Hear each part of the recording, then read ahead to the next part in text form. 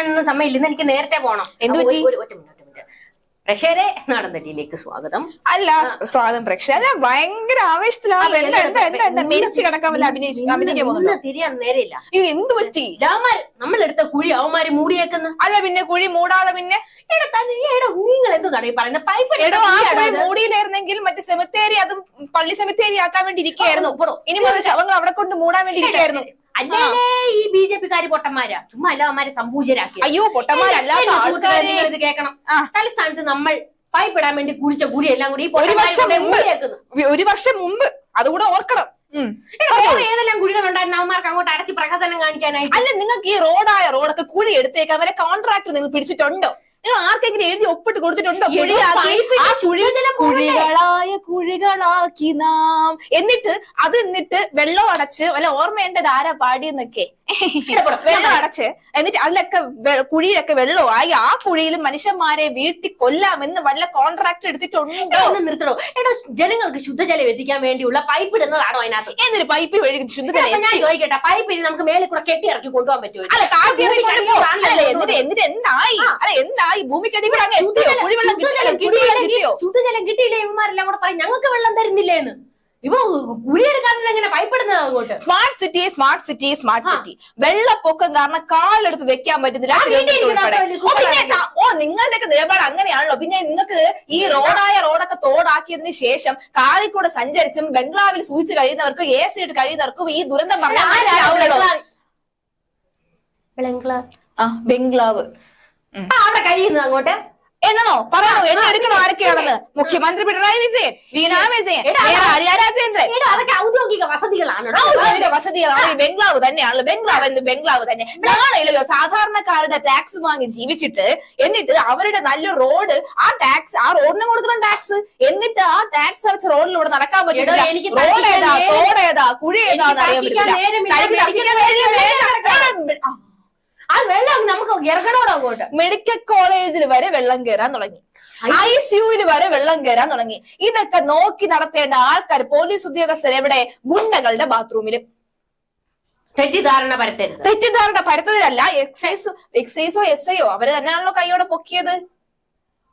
എന്തോ ഒരു ഭാഗ്യത്തിന് അതങ്ങ് ആ കുഴി വീണ് ആ വാർത്ത അങ്ങ് ആരും അറിയാതെ അങ്ങ് പോയില്ല. എന്തായാലും 4 ആൾ ഇറങ്ങിയിട്ടുണ്ട്. അല്ല ക്യാമായിട്ടുണ്ട് എന്തായാലും. സുഹൃത്തുക്കളെ, അങ്ങനെയല്ല സുഹൃത്തുക്കളെ. ഏതോ ഒരു സിനിമാക്കാരന്റെ വീട്ടിലാണെന്ന് പറഞ്ഞുകൊണ്ട് ആ കിഴങ്ങനെ വിളിച്ചോണ്ട് പോയത്. ഏമാനെ വിളിച്ചോണ്ട് പോയത്. ചുമ്മാ ഇത് കേട്ട കേൾക്കാത്ത മതി ഒരു പോണ്ട കാര്യമുണ്ടോ? അപ്പൊ ഇതിന് ശങ്ക വന്നിട്ട് പോയതായിരിക്കും അല്ലേ? അന്വേഷണം പ്രഖ്യാപിച്ചിട്ടുണ്ട്. ഇവരങ്ങ് അന്വേഷണം പ്രഖ്യാപിച്ച് കുറെ അങ്ങ് ഉണ്ടാക്കും ഇവരങ്ങ്. നമ്മള് കണ്ടായിരുന്നു റോഡിലെ കുഴിയൊക്കെ കണ്ടായിരുന്നു. സുഹൃത്തുക്കളെ, നിങ്ങളിൽ സന്നദ്ധരായിട്ടുള്ള ആൾക്കാർ വന്നു കഴിഞ്ഞാൽ കുഴി അടയ്ക്കാനും പിന്നെ വെള്ളം കളയാനും ഒക്കെ നമ്മളെ സഹായിക്കാവുന്ന. കുഴിച്ച് വറ്റിക്കോ?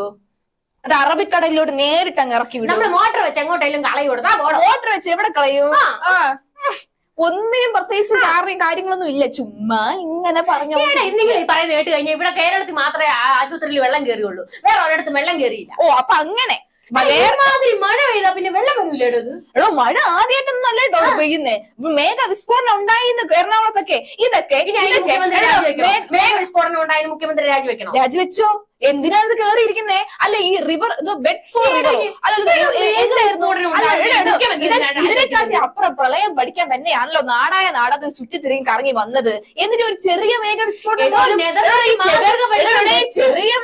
ചെറിയ മഴയും പോലും പിടിച്ചത് നിങ്ങളുടെ റിവർ ടു ബെഡോ, ബെഡ് ടു റിവറോ അതൊന്നും നടപ്പാകുന്നില്ലേ? റൂം ഫോർ റിവർ റൂമും എടുത്തിട്ട് അങ്ങ് കിടക്കുന്നുണ്ട് അവിടെ. റിവറിന് റൂം കൊടുത്തിട്ട് എന്നിട്ട് എന്തായി? ഉള്ള റിവറൊക്കെ ഇപ്പൊ തോടിന് അല്ല റോഡില്ല. റോഡ് ഏതാ റിവർ ഏതാന്ന് അറിയാൻ പറ്റില്ല. Room for river. അതെ സുഹൃത്തുക്കളെ, പറഞ്ഞോളൂ. പറഞ്ഞോ. നമ്മൾ ന്യായീകരിക്കുകയാണ്. നമ്മൾ പ്രതിസന്ധിയിലാണ്. നമ്മൾ ശ്വാസം മുട്ടി മരിക്കാൻ പോകുന്നു. അല്ലെങ്കിൽ വെള്ളം കുടിച്ച് നമ്മൾ മരിക്കും. ഒന്നെങ്കിൽ നമ്മൾ വെള്ളം കുടിച്ച് മരിക്കും, അല്ലെങ്കിൽ നമ്മൾ പെൻഷൻ ഒന്നും കിട്ടാതെ പലരും പട്ടിണി കിടന്ന് മരിക്കും. മരണം ഉറപ്പാണ് എന്തായാലും മലയാളികൾക്ക്. പൊതിച്ചോറ് ഇവർ തരും, അല്ലെങ്കിൽ ചിന്തേച്ചിന്റെ വീട്ടിൽ നിന്നെങ്കിലും പൊതിച്ചോറ്. അതെനിക്കില്ല. ചിന്തേച്ചിക്ക് വായ്പാറ മാത്രമേ ഉള്ളൂ, പാചകറാണിയല്ല എന്നാണ് എന്റെ ഒരു വെപ്പ്. എന്തായാലും ഒന്നെങ്കിൽ മരണം ഉറപ്പാണ്. അല്ല ആരോഗ്യം വരും, എല്ലാം ശരിയാവെന്ന് പറഞ്ഞുകൊണ്ട് കുത്തി കൊടുത്ത നമ്മുടെ നെഞ്ചത്തിട്ട് എന്നെ കുത്തിക്കോ കുഴി കുത്ത്. എത്ര നാള് കുത്താൻ പറ്റും ഈ കുഴി? സുഹൃത്തുക്കളെ പറഞ്ഞോളൂ.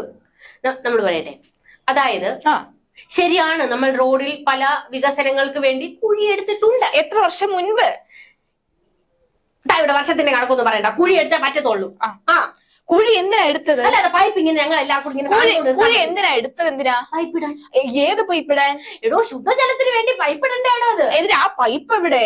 പൈപ്പ് കൊണ്ടിട്ടതല്ലേ ആ പൊട്ടന്മാർ ആ കുഴി അല്ലേടോ അടച്ചിടാൻ. അല്ല, ആ കുഴിക്കകത്ത് എവിടെയായിരുന്നു പൈപ്പ്? എടോ, പൈപ്പ് ഇടാൻ വേണ്ടി അല്ലേടോ കുഴി എടുത്തത്. എടോ, കുഴി എടുത്തല്ലോ. കുഴി എടുത്തെങ്കിൽ പൈപ്പ് ഇടണമല്ലോ. എടോ, കുഴി എടുത്തപ്പോഴല്ലേ മഴ പെയ്തത്. അപ്പോൾ പിന്നെ എങ്ങനെയാണോ കുഴിക്കകത്ത് പൈപ്പ് ഇടുന്നത്? മഴ എപ്പ പെയ്യുന്നത്? കുഴി എപ്പ എടുത്തത്? എനിക്ക് ഇപ്പൊ അറിയാം. മഴ അതിന് 2-3 ദിവസം വൈകിട്ട് പെയ്യാൻ തുടങ്ങിയിട്ടുള്ളൂ. കുഴി അതിന് എപ്പോഴാ എടുത്തത്? എടോ, മഴ പിന്നെ നോട്ടീസ് അച്ചടിച്ചിറക്കിയിട്ടാണോ പെയ്യുന്നത്? അറിയാലോ. അല്ല, അറിയാലോ ഇതൊക്കെ. അപ്പൊ കുഴി മൂടണമെന്നുള്ള ഏതൊരു ബോധമുണ്ടോ തനിക്ക്? ഒരു പണി തുടങ്ങിക്കഴിഞ്ഞാൽ പണി തീർക്കണം. സമയബന്ധിതമായി ആ പണി തീർക്കണം എന്നുള്ള ബോധമെങ്കിലും ഉണ്ടോ? നിങ്ങളൊക്കെ കരാറടിസ്ഥാനത്തിൽ നിങ്ങൾ എന്തായാലും ചെയ്യുന്നത്? നിങ്ങൾ യുദ്ധകാലാടിസ്ഥാനത്തിൽ പണിയെടുക്കൊണ്ടിരിക്കുകയാണ്. ഏത് യുദ്ധം? മറ്റേ യുക്രൈൻ യുദ്ധം, തീരാതെ നടക്കുന്ന യുദ്ധം. ആ അടിസ്ഥാനത്തിലാണ് ഇവർ പണിയെടുക്കുന്നതെന്ന് എനിക്ക് തോന്നുന്നു. അതെങ്ങനെ നമ്മൾ അത് വൃത്തിയാക്കിക്കൊണ്ട് ഈ ഇടയിൽ കൂടെ കയറിക്കൊണ്ട് ആ BJP-ക്കാര് ആമാര് പ്രശ്നം വഷളാക്കാൻ വേണ്ടി ആ കുഴി മൂടേണ്ട വല്ല കാര്യം? ഇനി ആ കുഴി നമ്മൾ തുറക്കണ്ടേത്? ഇനി അവൻ തുറക്കാൻ പോകുന്നുണ്ട്. എടോ, നിങ്ങൾ മിണ്ടാതിരി. അത് നിങ്ങൾക്ക് അടയ്ക്കാൻ പറ്റുന്നില്ല, ആരെങ്കിലും അടച്ചെങ്കിൽ നല്ല കാര്യം എന്ന് പറഞ്ഞ് വായും പൊത്തി മിണ്ടാതിരിയടേ. എടോ, പൈപ്പ് ഇടണ്ടേ? പൈപ്പ് ഇടണ്ട, അതും കൂടെ അങ്ങ് എടുത്തോ. ജലം വേണ്ടേടോ? ഉള്ള ജലം മതി. നിങ്ങൾ ഇനി വൃത്തികേടാക്കല്ലേ. ഈ സാധാരണക്കാരന്റെ ശുദ്ധജലം കിട്ടാതെ വന്നിട്ട് നമ്മുടെ മെക്കിട്ട് കയറിയാലുണ്ടല്ലോ, നമ്മുടെ സ്വഭാവം. ഭീഷണി ഇറങ്ങി. യദുവിന്റെ മോനെതിരെയൊക്കെ ഭീഷണി ഇപ്പോൾ ഇറക്കിയിട്ടുണ്ട്.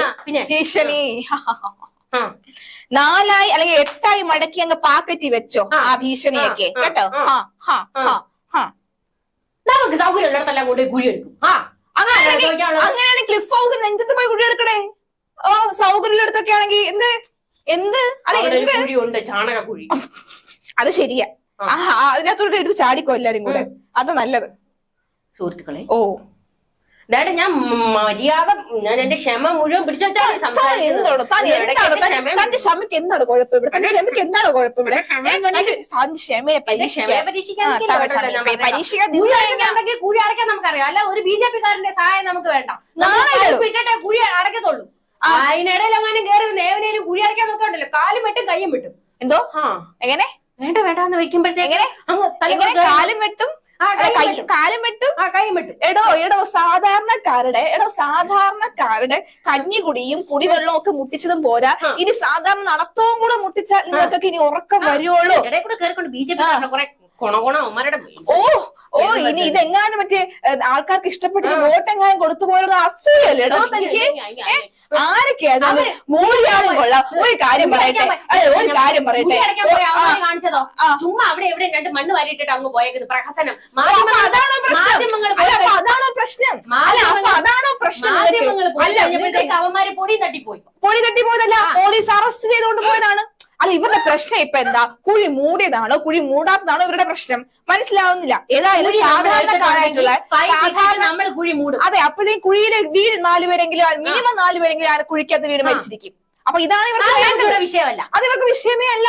സാധാരണക്കാരുടെ ബുദ്ധിമുട്ടൊന്നും ഇവർക്ക് ഒരു വിഷയമേ അല്ല. അവർക്ക് അതൊക്കെ എന്തോ വലിയ പൊന്തുവല് പോലെ കീഴടത്തിൽ വെച്ചോണ്ടിരിക്കുകയാണ് ഇതൊക്കെ.